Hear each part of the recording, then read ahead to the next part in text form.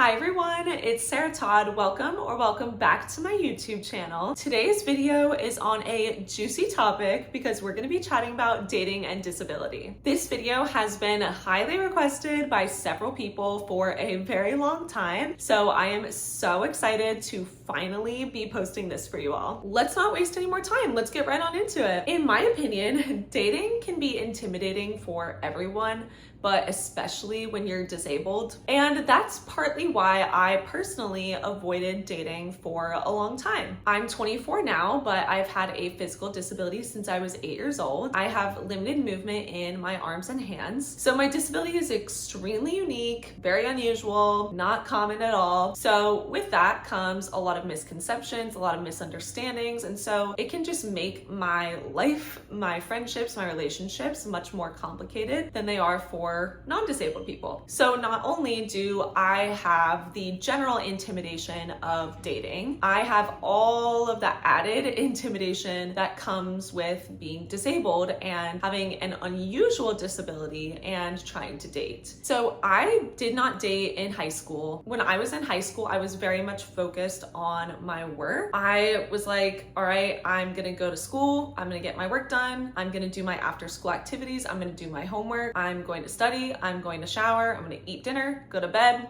and go to school again. I was really thinking heavily about my future with college, so I didn't even attempt to dabble in dating in high school. And as a 24-year-old, looking back on that, I'm actually happy that I didn't, because high school, you know, you're still immature for the most part, you're still a child, and I'm glad that I didn't have any added stressors with dating to add on to the stressors I already had in high school. So I didn't attempt dating in high school. In college, I definitely put myself out there more. For sure. I loved going out in college. I loved going to parties. I was a social butterfly in college. I feel like I kind of made up for what I missed out on in high school when I went to college. Like, I found my people, I had great friends. I have so many friends from college, like around the country now and even around the world, which is really cool. So I had a fantastic college experience. And like I said, definitely did put myself out there a bit more. And in college, I learned that I find like a casual, like meet at the bar to be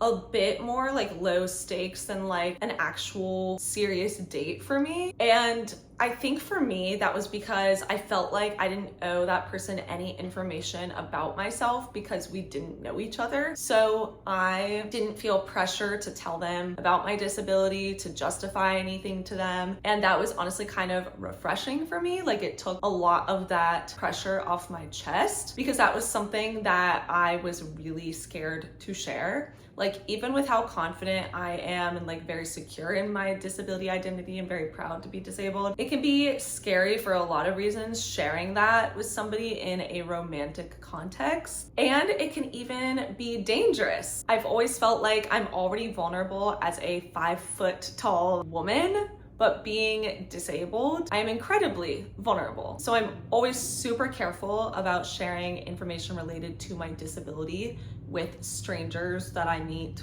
like at a bar. But yeah, with a casual like little meet at the bar, I really don't feel much pressure at all. And so in college, I found that out, I discovered that, and that was very good for me to learn.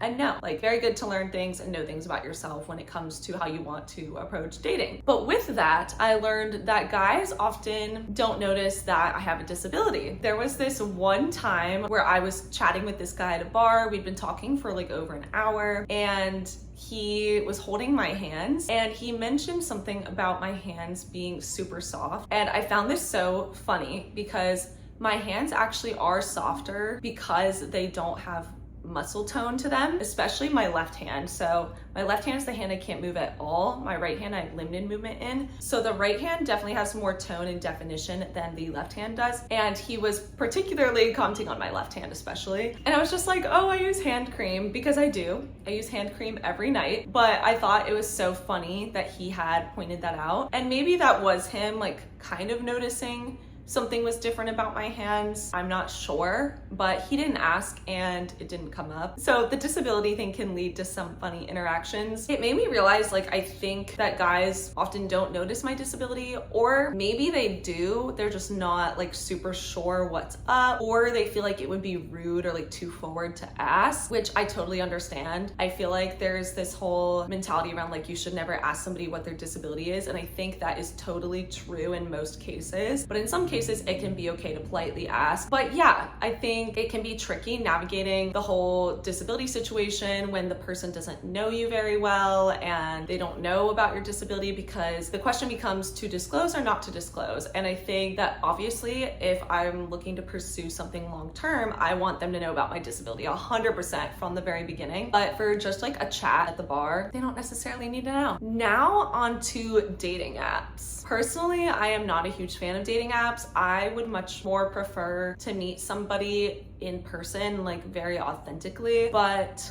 it's kind of difficult to do that these days, honestly. So I did start going on dating apps in college and I was not a fan of them. And kind of similarly to what happened in high school, in college, I was very focused on my work, very focused on my extracurricular activities, very focused on earning my degree, getting good grades, all of those things. And I didn't really allot much time to dating apps at all. Whenever I tried, I would always just be like, I don't feel like this is fun. I found it to be a chore. It just wasn't something I was interested in. And so I was happy that I recognized that about myself, because then I was telling myself, okay, then that just means I'm not ready to do this, and that is fine. Like, I don't have to feel pressure to do something that I don't feel like doing. So I didn't really do it very much. I did attempt them, but I never actually like met anybody because I just didn't feel like doing it. After college, I did decide to attempt Hinge. I did not like Tinder and Bumble. I felt like Hinge was the one I had more success with, and I really liked how you could set up your profile and like the different prompts and things. So my friends and I had fun making my profile, and one of my disabled friends told me that she makes it super clear that she's disabled on her profile, and she suggested that I do the same. And I took her advice because I want to weed out the people who will have a problem with me being disabled from the very beginning. It's very important to me that they know from the beginning, because I know that we're 100% not going to jive if they have an issue with disability or with me being disabled. It's just not going to work. My career centers around my disability. My disability informs like everything that I do, because I encounter access barriers every day of my life, and it informs decisions I make, even down to what groceries I buy at the grocery store, because of like how easy something might be for me to cook. So if there's an issue with disability, like it's just not going to work. So on my Hinge profile, I make it super clear that I'm disabled. Like, one of the prompts that I included in my profile is the one that says I won't shut up about blank, and I filled in disability advocacy. So I don't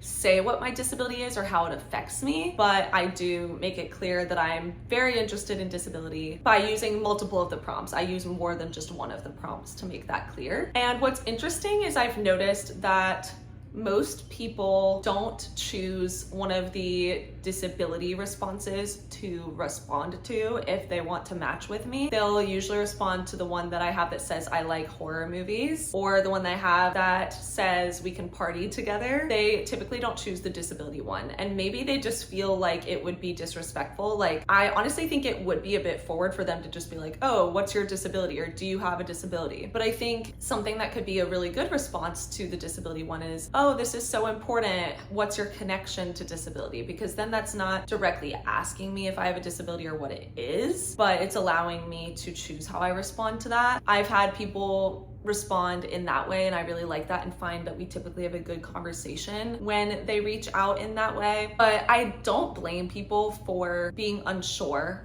about how to respond to the disability one, because it's just not something most people are familiar with. And I think if they want to start with one of my other prompts and then eventually get to disability, that's totally okay too, and that can work. Something that is funny that's happened to me on Hinge, which I don't love, is some people have responded saying they've recognized me from social media, and I'm just like, oh my gosh, like, it's really funny. Like, I love that my content reaches so far and wide, because it's sometimes like unbelievable to me. Like, I do have people people come up to me all the time in person and say they watch my content and it makes me feel so good, but it sometimes is easy for me to forget how many people are watching my content. And then I have people on Hinge saying they've seen me on social media and I'm like, oh my gosh, that's so embarrassing.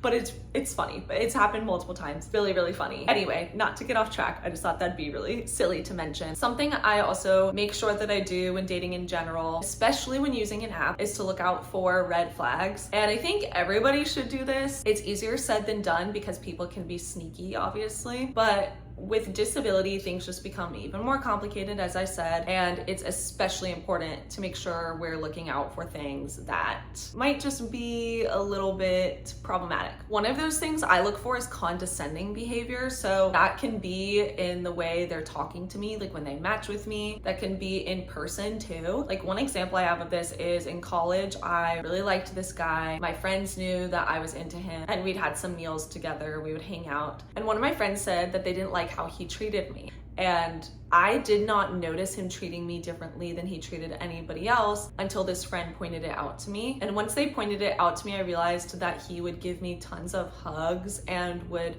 speak to me in a different tone. And he didn't do this with other girls. So he was definitely treating me in a condescending manner. And maybe it could have been that he liked me and didn't like the other girls, but the way that my friends and I read it was that it was condescending and that it might have been due to my disability. And even if that's not the way he meant it, it was enough for me to be uncomfortable with it and to not want to pursue things further. Another red flag that I look out for is if a person like doesn't want to be seen with you in public. Like they might be embarrassed by you, like they could be embarrassed to be dating a disabled person. They might not want their friends and family to know that they're dating a disabled person. I think this is just a sign that they're not comfortable enough in their relationship, like they're not confident enough in it. And if they're not proud to be with you, like that's not who you want to be with. That's how I view that. So that's something I always tell myself I've got to look out for. Another huge red flag is if the person fetishizes your disability. This one can be kind of hard to spot because I think sometimes it can come across as the person being an ally. Like they may seem like they're just being like disability inclusive, but fetishization is definitely an immediate no for me. I suppose other people may be okay with it, but for me,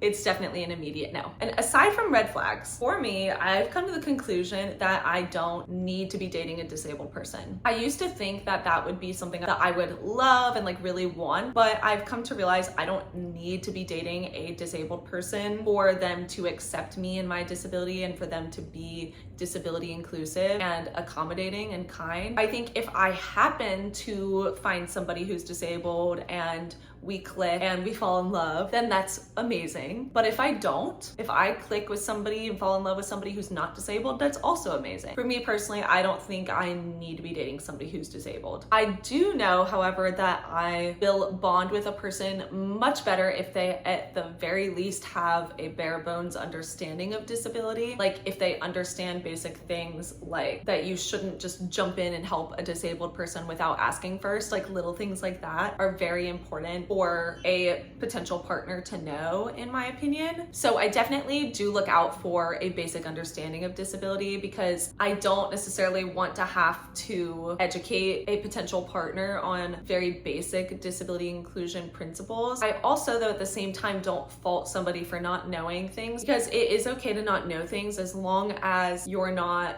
being like willfully ignorant and like deliberately ignorant, that you are open to learning things. I think it's okay for them to not know certain things. But to me, the most important thing when it comes to a potential partner is just having a genuine connection with them, whether they have a disability or not. Another thing that I find difficult when it comes to dating a disability is that people are 100% going to make assumptions. That's going to happen whether you are a disabled person dating another disabled person or if you're a disabled person dating a non-disabled person. People are going to make assumptions whenever there is a disabled person dating somebody else. Like it's just gonna happen. I have learned that. And part of learning that and coming to terms with that is also coming to terms with the fact that I can't change necessarily what people are going to think about me and my partner. And I can do all the educating that I want to do in person and on social media, but people are going to still make assumptions. And that is unfortunately just like part of the ableist society that we live in today. why. A big assumption people make is that if you're a disabled person dating a non-disabled person, the non-disabled person will be caregiving for the disabled person and the disabled person won't provide any caregiving for the non-disabled person. I feel like the main issue here is that people don't really agree on what caregiving is. In my opinion, I think every relationship involves caregiving, whether a disabled person is involved in that relationship or not. Caregiving is physical and emotional. It's not necessarily helping somebody take a shower. It can literally be sitting down and being the shoulder for your partner to cry on. So personally, I feel like developing a more broad and accepting definition of caregiving would help this misconception die down a bit. I think it would also be helpful for people to remember that when they get married, they do make a promise to be with their partner in sickness and in health. And if we are fortunate enough to live long enough, we will become disabled in some way if we don't become disabled before we age. And that anything can happen at any moment. So people just kind of like to think nothing's gonna happen, that they're not going to end up disabled, but that's just honestly not the reality. And so the sooner we as a society start to accept that, I think the sooner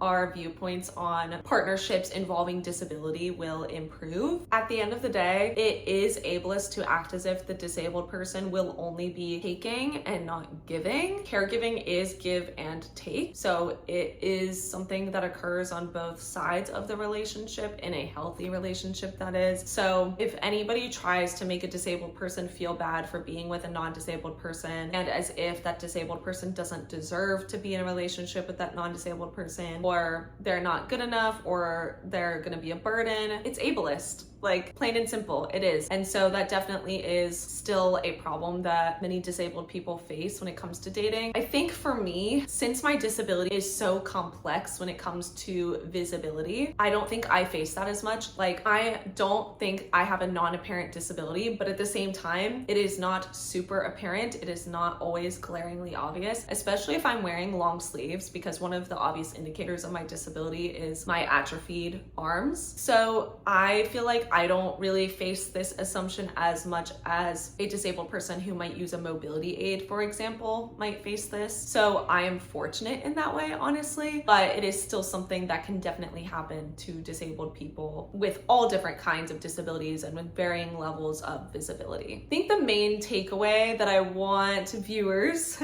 watching this video to leave with is that for me, at the end of the day, if somebody doesn't like me for me, they're not my person. That's how I approach dating as a disabled person. If somebody has a problem with me having a disability, it's 100% not gonna work. They're not the person for me, and that's okay. I always encourage my disabled friends to not settle for less, because our disabilities don't make us less worthy. We are worthy of love. I hope you all enjoyed this video and found it enlightening. I would love to hear y'all's experiences with dating and disability in the comments if you'd like to share. I post a new long form video on YouTube every Monday at 12 p.m. Pacific time, 3 p.m. Eastern time, and I hope to see you all at the next video. Bye everyone.